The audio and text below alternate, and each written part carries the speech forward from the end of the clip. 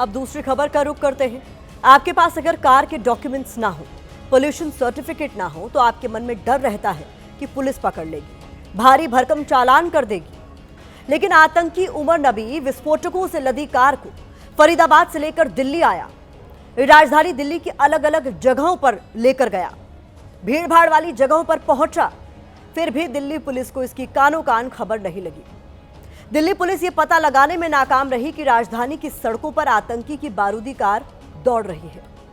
फिर वही हुआ जिसका डर था। आतंकी ने लाल किले के पास भीड़ भाड़ वाली जगह पर पहुंचकर ब्लास्ट कर दिया, जिसमें 13 लोगों की मौत हो गई। अब सवाल यहां यह है कि दिल्ली पुलिस को आतंकी उमर के बारे में पता कैसे नहीं चला। एक कार दिल्ली के अलग अलग इलाकों में जा रही थी, उसको रोककर कहीं चेकिंग क्यों नहीं हुई?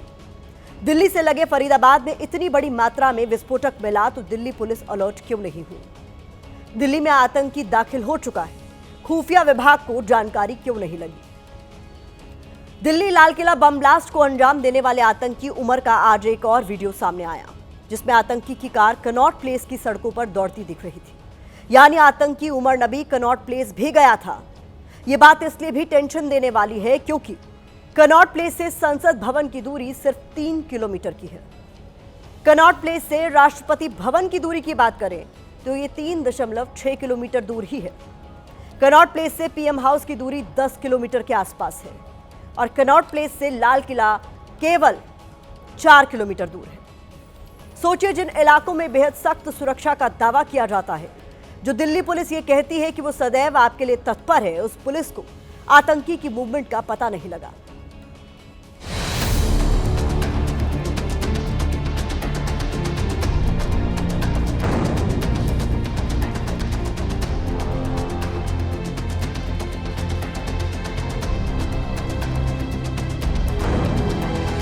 जेएनके पुलिस ने जांच में केंद्रीय एजेंसियों को शामिल क्यों नहीं किया? यानी पुलिस पर सवाल। फरीदाबाद में 2900 किलो विस्फोटक जमा हुआ, पुलिस को पता कैसे नहीं चला? यानी पुलिस पर सवाल।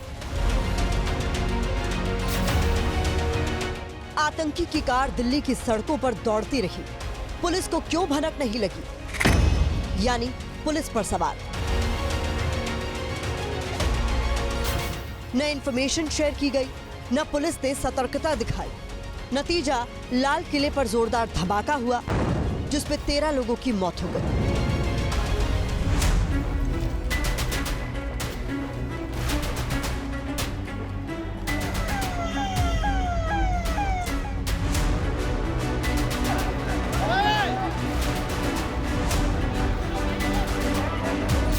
जम्मू कश्मीर और हरियाणा पुलिस के बाद अब दिल्ली पुलिस भी सवालों के घेरे में है। सवाल है कि बदरपुर बॉर्डर से आतंकी उमर की कार राजधानी दिल्ली में दाखिल हुई। दिल्ली की सड़कों पर विस्फोटक से लदी कार दौड़ती रही, लेकिन ना पुलिस इस कार को ट्रेस कर पाई और ना ही कार की कहीं चेकिंग हुई। ये सवाल इसलिए उठ रहे हैं क्योंकि आतंकी उमर की बारूद से भरी कार का एक और सीसीटीवी फुटेज सामने आया है। ये वीडियो 10 नवंबर का है, जिसमें आतंकी की सफेद रंग की i20 कार कनॉट प्लेस में 2:05 पर सड़क पर दौड़ती दिखी।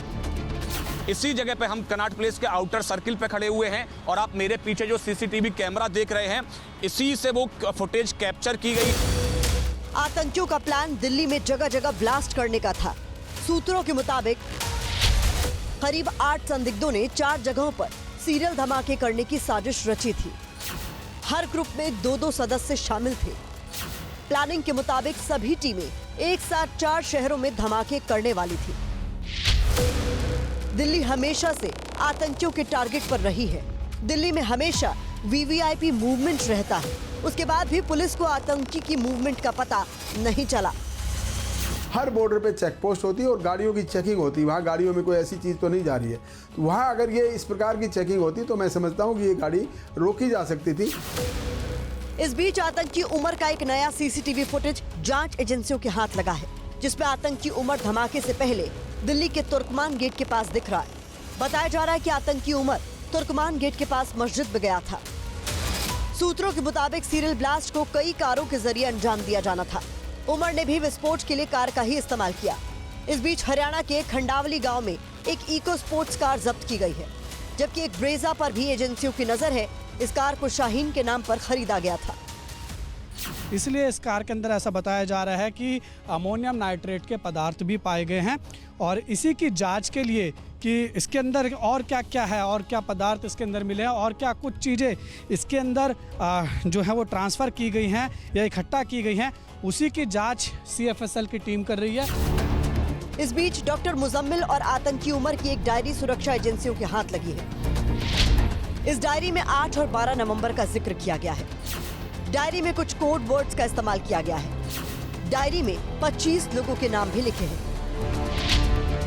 दिल्ली ब्लास्ट केस में हो रही गिरफ्तारियों से पता चलता है कि साजिश बहुत बड़ी और गहरी थी। आज कानपुर ATS ने डॉक्टर आरिफ को हिरासत में लिया है। डॉक्टर आरिफ दिल्ली ब्लास्ट के दिन शाहीन के संपर्क में था। फ्लैटमेट थे। कोई बातचीत कभी कोई ऐसा मूवमेंट आपको लगा हो जो? नहीं, मेरे को कुछ नहीं लगा था। नहीं लगा। हाँ सर। क्या वो काफी समय तक मोबाइल या लैपटॉप वगैरह इस सब में देते थे या किस चीज में उनका समय जाता उसका कमरा अलग था सर, मेरे को नहीं पता क्या था। जैसे जैसे जांच आगे बढ़ रही है, आतंकी हमले की कड़ियां जुड़ती जा रही है और उन चेहरों से भी पर्दा हट रहा है जो देश को दहलाने की इस साजिश में शामिल थे।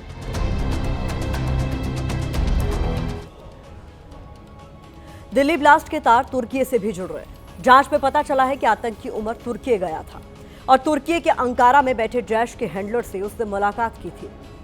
खुलासा हुआ है कि आतंकी चैट करने के लिए सेशन ऐप का इस्तेमाल कर रहे थे। उमर और मुजम्मिल की बात जैश के अबू उकासा से होती थी, जो तुर्की में उनसे मिला था।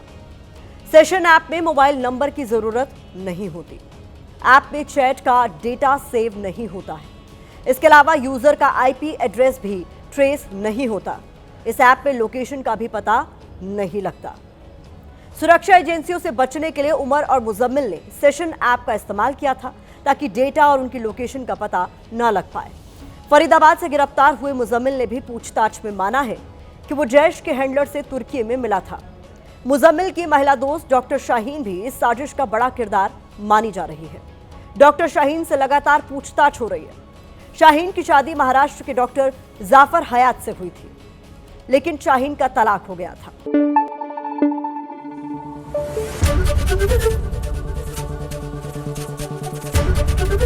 ABP न्यूज आपको रखे आगे।